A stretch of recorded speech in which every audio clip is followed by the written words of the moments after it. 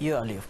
Ketua Menteri Datuk Seri Panglima Haji Jinol memuji inisiatif Lembaga Kebudayaan Negeri Sabah LKNS yang berjaya menaik taraf perkhidmatan melalui pembangunan aplikasi lawatan secara maya. Menurut Datuk Haji Ji, usaha berkenaan seiring dengan hala tuju Sabah maju jaya dalam usaha meningkatkan kualiti produk pelancongan sedia ada. Menerusi inisiatif LKNS itu, karya yang dihasilkan penggiat seni dipamerkan secara maya bagi membolehkan ia ditonton oleh rakyat seluruh dunia.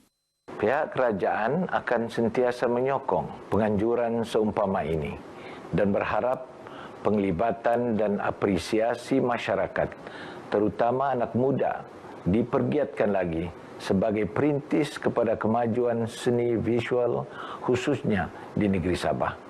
Datuk Haji Ji berucap dalam Majlis Anugerah dan Pameran Karya Pilihan Tahunan Negeri Sabah ke-36 sempena Hari Jadi Rasmi Yang di-Pertuan Negeri Sabah ke-68 secara maya di Kota Kinabalu. Majlis disempurnakan Yang di-Pertuan Negeri Sabah Tun Dr. Juhar Datuk Mahiruddin.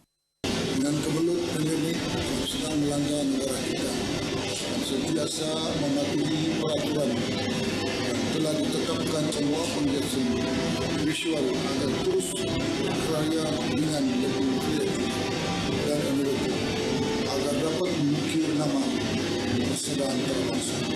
Anugerah ini menyaksikan generasi ketiga berkemahiran dalam seni kraf etnik Murut Tanggala, Dain Sindarum 65 tahun berjaya merangkul anugerah khas Tokoh Seni Visual Sabah dan Tokoh Seni Kraf Sabah. Manakala pemenang karya pilihan utama kategori A Sekolah Rendah disandang At-Tarmizi Awang Ahmad dan Morris Dexter Mitanis bagi kategori B Sekolah Menengah. Susulan kebenaran rentas negeri berkuat kuasa 1 November depan. Rakyat Sabah maupun pengunjung yang masuk ke negeri ini sekali lagi diingatkan agar terus patuh prosedur operasi standard SOP yang ditetapkan bagi mengekang penularan jangkitan COVID-19. Timbalan Ketua Menteri, Datuk Seri Panglima Dr. Jeffrey Kitingan menegaskan, meskipun teruja dapat balik ke kampung halaman masing-masing, namun pematuhan SOP perlu diutamakan demi keselamatan bersama. 2 minggu dari sekarang, Kerajaan Negeri membenarkan rentas negeri, membukakan sempadan negeri dan ini berarti kita juga membukakan aktiviti pelancongan. Jadi orang luar boleh datang, kita pun boleh keluar. Ini baik untuk ekonomi kita, terutama sekali pelancongan. Beliau ditemui pemberita RTM selepas melawat projek pembinaan jambatan gantung di Kampung Ulu Liawan dan merasmikan sebuah gereja di Kampung Bariawah Tengah di Keningau. Kalau banjir, ini sungai, kereta pun tidak boleh lalu. Jadi apabila sampai belajar kan, ada sekolah, kereta-kereta di sini saja.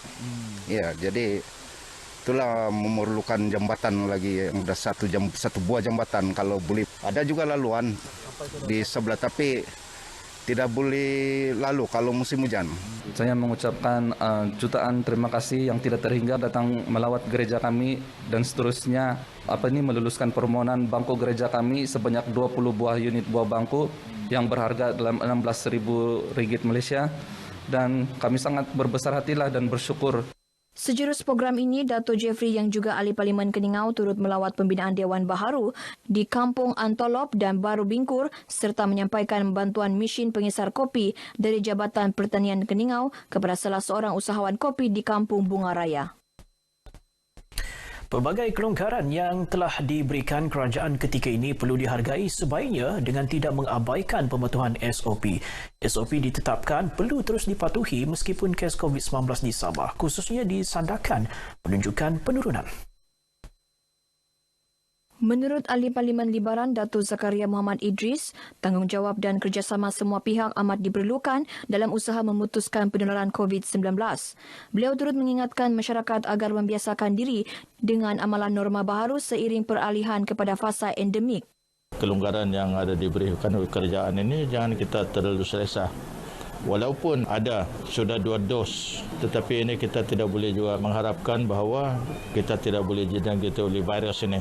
Setiap individu satu sekali mengikut SOP yang telah diberi oleh kerajaan. Beliau menyatakan demikian kepada RTM sempena program pengagihan bantuan bakul makanan di Kampung Sungai Kapur, Sandakan. Setakat ini dianggarkan lebih 28,500 bakul makanan telah diagihkan kepada penduduk Parlimen Libaran hasil sumbangan kerajaan dan syarikat berkaitan kerajaan GLC. Pengagihan bantuan bukan sahaja dilaksana di kawasan bandar, malah turut disalurkan kepada penduduk di kawasan kampung dan pulau. Kementerian Kerja Raya sedang mengkaji beberapa kaedah pembiayaan bagi memastikan baki 19 pakej kerja fasa 1 Lebuh Raya Pen Borneo Sabah dapat dilaksana dalam masa terdekat. Timbalan Menterinya Dato' Arthur Joseph Kuro berkata, bagi pembinaan Lebuh Raya Pen Borneo Sabah, kerajaan memberi keutamaan kepada fasa 1 melibatkan 15 pakej yang kini sedang dalam pembinaan.